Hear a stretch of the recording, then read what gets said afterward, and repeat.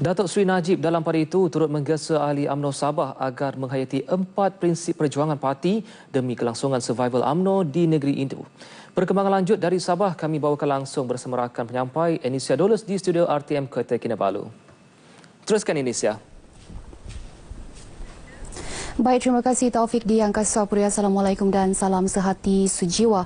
Hayati 4 prinsip perjuangan agar parti UMNO terus kukuh dan mantap dalam perjuangannya. Demikian antara amanat Perdana Menteri Datuk Seri Najib Tun Razak yang juga Presiden UMNO kepada semua ahli UMNO di Sabah. Beliau menyatakannya ketika berucap merasmikan mesyuarat perwakilan UMNO Zon 1 membabikan UMNO bahagian Kudat, Kota Belud, Kota Marudu dan Tuaran di Dewan Tun Mustapha Kudat. UMNO dan Barisan Nasional sebagai penyatuan politik untuk rakyat Sabah. Kedua, saya nak sebut. UMNO pertama, kedua, UMNO bersama rakan-rakan menjadi penyatuan politikal, penyatuan di negeri Sabah.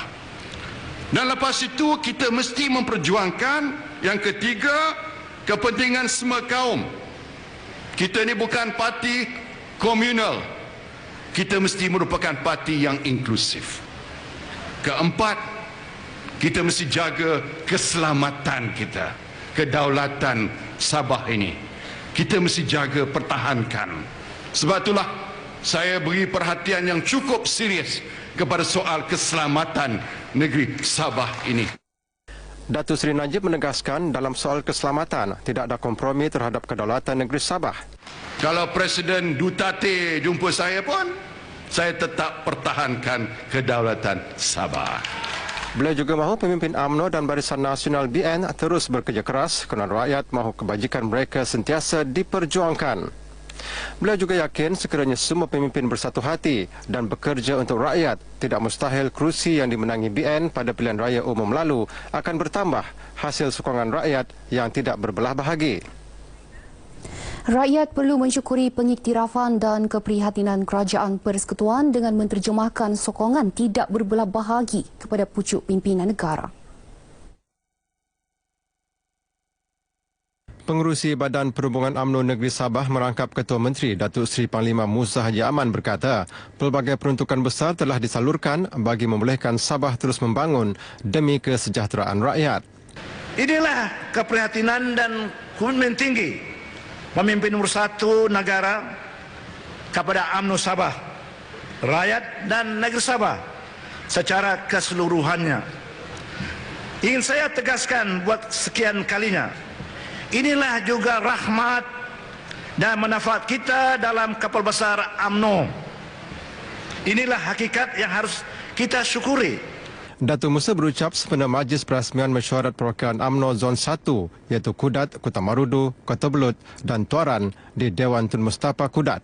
Dalam pada itu, beliau telah berjumpa dengan Ketua Pegawai Eksekutif Petronas bagi membincangkan mengenai peluang perjawatan penting di Petronas serta beberapa pengisian jawatan lain dalam projek amonia urea Sabah Samur di Sepitang dapat diberikan kepada anak watan Sabah.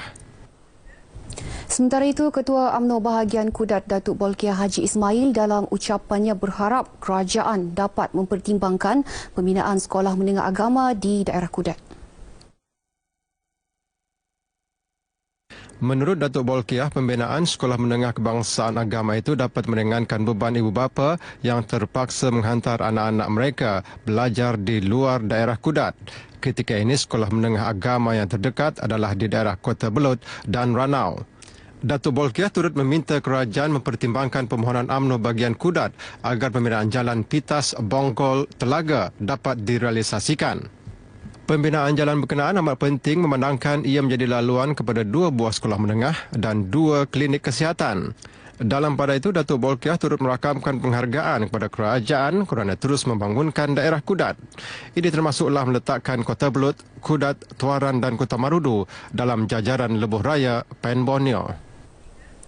Susulan kejadian gempa bumi lemah di Ranau Jumaat lalu, sekumpulan guru kaunseling diarah Pejabat Pendidikan Daerah PPD Ranau untuk menemui pelajar yang masih trauma, khususnya calon ujian penilaian sekolah rendah UPSR.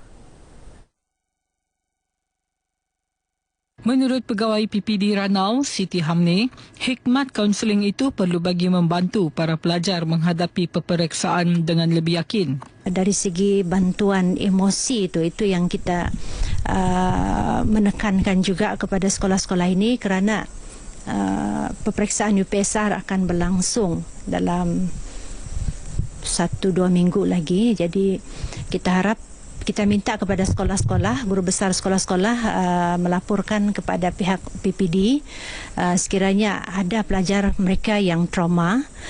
Bercakap kepada RTM katanya, pihaknya turut merangka pelan perancangan bagi menghadapi sebarang kemungkinan termasuk memindahkan para pelajar berkenaan ke sekolah lain sekiranya perlu.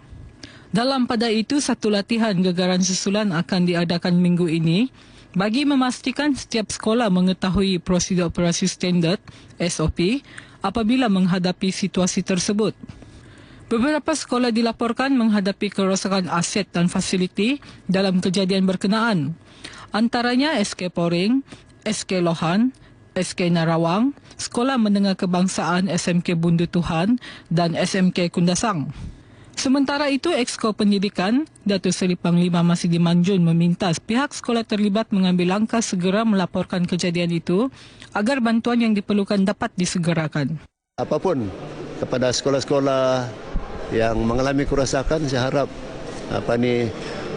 senarai kerosakan itu dapat dikemukakan segera kepada Jabatan Pendidikan untuk tujuan penyelesaian.